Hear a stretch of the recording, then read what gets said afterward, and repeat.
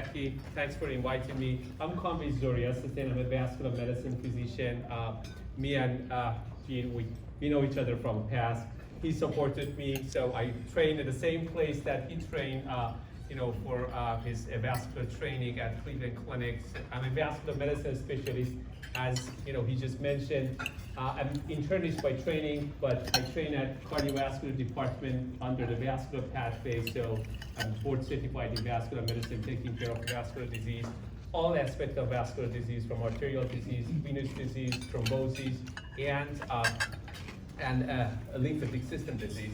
So he called me two months ago and asked me to join the foundation, talk for today. And I was surprised that he put too much sort of effort for this foundation, and realized, because I know he's super busy. And I was just looking at the website and what he did and said, wow. So he was doing an amazing job with setting up this foundation. Oh, congratulations. So I put together a little small talk, because of the time and the goal of this talk, and I came up with the idea of going through the patient cases, and we can talk about actual patient stories, and come up with a couple corners that may not come to your attention every single day, or maybe come to your attention and you don't look at it the way that I look at it. So let's start with this slide. This is how I look at a venous thromboembolism. So the way that we approach the patient with venous thromboembolism, of course, we want to treat these patients to reduce their mortality and morbidity. I divide the patient with a venous thromboembolism, the one that they're in the acute phase, and the one that they're more on the chronic phase and after the acute phase. Maybe we can divide them to first 7 to 10 days of the venous thromboembolism, 3 to 6 months, or over 6 months. When we look at these, pattern of the time, we see that in the beginning, all goal, main focus is to reduce the propagation of the thrombosis, stop their thrombosis to get bigger, and embolization, risk of their thrombosis, and try to just, recover them from organ dysfunction. I'm not focusing on a patient with a pulmonary embolism, but for example, for the DVT, if they have severe swelling, we want to give them some relief. So that's the focus for the acute phase. And then when we give them anticoagulation, basically we focus on reducing the propagation risk and embolization risk for these patients. And then after a while, we start thinking about, okay, what we can do to reduce the recurrence of the event, and how we can just treat the sequela of this disease. For example, reducing the risk of post-thrombotic syndrome in these patients. So this is my overview of venous thromboembolism without going into the details. So I just want to give this picture to everybody. And then we move to our patient story. So we have a 20-year-old gentleman with no significant past medical history, pretty healthy guy, present to the emergency room with 2 days of right upper extremity swelling and pain. So it's a unilateral upper extremity swelling. He works in a retail store in a loading dock, lifting a lot of stuff. He exercises daily, which includes 30 minutes of exercise, aerobic exercises, and 30 minutes of weightlifting and training. So he's the athletic look guy. So he reports his left hand looks purplish. He has some hand tingling, and elevation of his arm is painful. So his physical exam shows the same thing, right? Left upper extremity edema and mild, purplish discoloration of the, and this is the misplaced right and left is the right side. So one side unilateral. So, and then there's like a prominent vein in his shoulder. So upper extremity pulses intact, there's radial pulses, ulnar pulses are the same, and then he has normal sensory and function. So they did the venous duplex. You see the two capture of these images. You see this patient has occlusive DVT of subclavian vein and occlusive DVT of the axillary vein in the right arm. So in this, the capture of the ultrasound. So the emergency room decided to start him on rivaroxaban and call, the physician, you as a primary care physician, so to refer for follow-up. So the question is, when do you want to see this patient for follow-up? So you want to see him within 3 days in your office? Do you have room to fit him in 3 to 4 weeks? So about 3 months, when he's finished his 3 months of anticoagulation course, as a standard treatment, or you want him to get admitted to the hospital and start him on IV heparin. There's no right and wrong answer. I'm not like looking for an answer that which one is the right or wrong answer. I picked the number 4, the answer D. So this happened to this patient. That was a patient of mine. So, and then the question is, do you ask for other colleagues to help you out and consult them to assist you with management of this patient? Really healthy guy, upper extremity DVT, and I mean some symptoms, but do you think that we have to go to the next step? So the person called this, this guy, and then seeing this guy in the emergency room, consulted a vascular service. So vascular surgery consultant, and he went underwent the venogram of the right upper extremity. You see it's pretty occlusive from the axillary vein on the venogram, and then you don't see anything afterward. It's completely blocked. So this patient has venous type of thoracic outlet syndrome.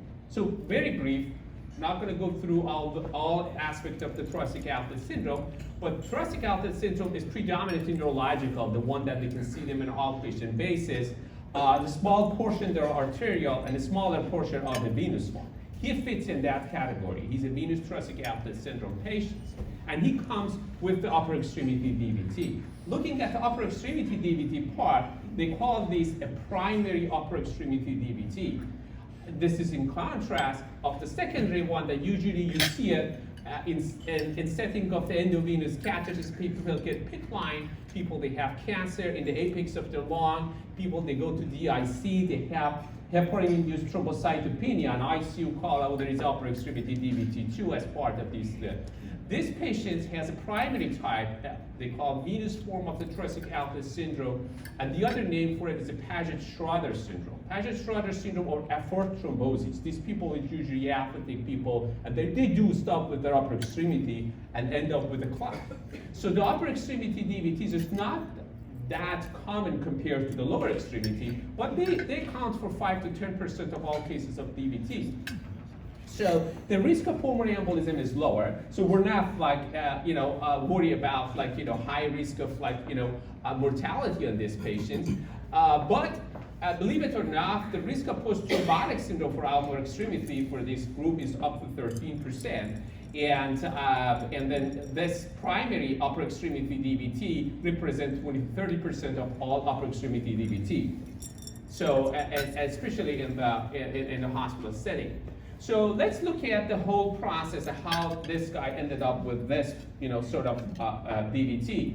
So if you closely look at the thoracic outlet in the right side, you see that the subclavian been surrounded by the clavicle, the first strip, the skull and muscle, and the costoclavicular ligament. So this area, if this area narrows, and if these two bones can traumatize this vein, we start having damages to this vein, and ultimately we see the thrombosis happening here as part of our Rico triad here. So usually these people, they have chronic repetitive exercises, vigorous arm activities. They have this underlying narrow thoracic outlet. So, and then venous scarring damages happen, and ultimately they're going to come with occlusive thrombosis. Sometimes they may get non-occlusive thrombosis throughout the time, throughout the years, not noticing it, and when it gets to the occlusion, then they come with a lot of noise and symptoms. So you may see anomalous rib there. You may see injuries that happened in the past, and people they come in with a with a history of the clavicle fracture. These are other reasons that they can narrow their thoracic outlet. So let's look back to our triangle and triad of the Virchow. So when we see thrombosis, we can see the footprint of a stasis, or we can see the vessel wall injury, the damages that happen to this narrow space, and we can see patients, sometimes you can see patients that are hypercoagulable. Sometimes when you see the thrombosis, you can see all these three. Give you an example, if this person was a lady on a birth control pill, had all these three together, but this gentleman has the stasis and damages to the wall, and then finally ended up with the thrombosis. The right side image, it can give you a good picture of how during a time that area can damage and lead to that thrombosis that brought the young gentleman to the emergency room. So, usually when we see these patients, they have venous distension and shoulder collaterals. This sign called Orschel sign. So this is very classic sign when you see an Orschel sign. This is the classic sign of the venous thoracic outlet syndrome. So they have arch swelling, purplish discoloration as you see, and then pain. So usually they're young, healthy otherwise, and athletes. The activities that I name here, you see in their history. If you ask them what you do, you can come across these activities that I just named here.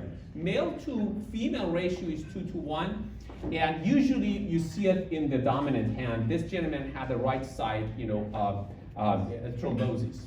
So let's look at this study. This is an older study, but they look at the patients with a similar presentation in the past that they didn't get any intervention. They just went, with the anticoagulation, and they tried to assess them by repeating their ultrasound and assessing the recanalization of their vessels and assessing their symptoms. Surprisingly, they saw 13% of these patients ended up with 13% of these patients with the severe symptoms, and then 41% at least they have mild to moderate symptoms. This is an older study, but that's a fundamental concept of leaving these patients alone. So this patient underwent catheter-directed thrombolysis, mechanical thrombectomy, and ballonangioplasty of clavicle vein. So again, look at this. After we did, restore the flow, we start seeing the area of the damage as stenosis here, right? Exactly at the area that we discussed, at the area of the trauma to the vein. And then as we're abducting the arm, you can see more compression there. So there was evidence of proximal subclavian vein compression, and it's worsening with the abduction. So immediately with restoring flow, we help the patient to improve the symptoms. So we did this, the patient's symptoms improved, and now we can just continue on anticoagulation. But basically, he's exactly with the same problem that, sort of underlying problem that lead to this thrombosis at this point. He just got rid of his symptoms.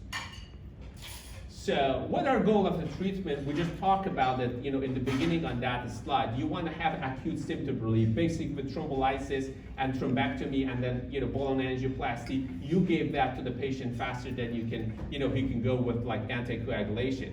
So are we able to reduce the risk of recurrence and possibly avoiding a long-term anticoagulation? So for this patient, reducing the risk of post-thrombotic, as I mentioned here. So the long-term, sort of goal here is to reduce it.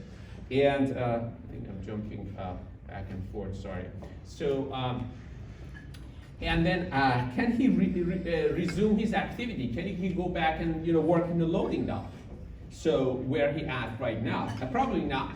So needs more help.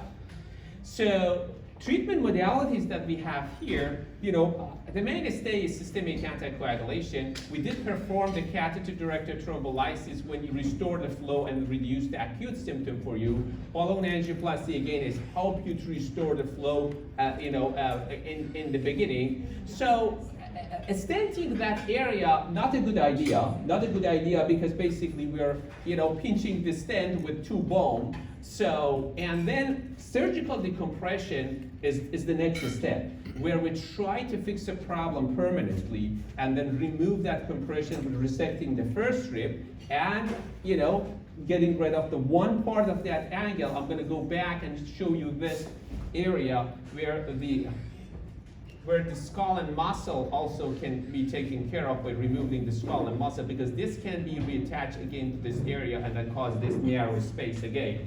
So these are the options that we have, but the last option will give the permanent fix to that problem.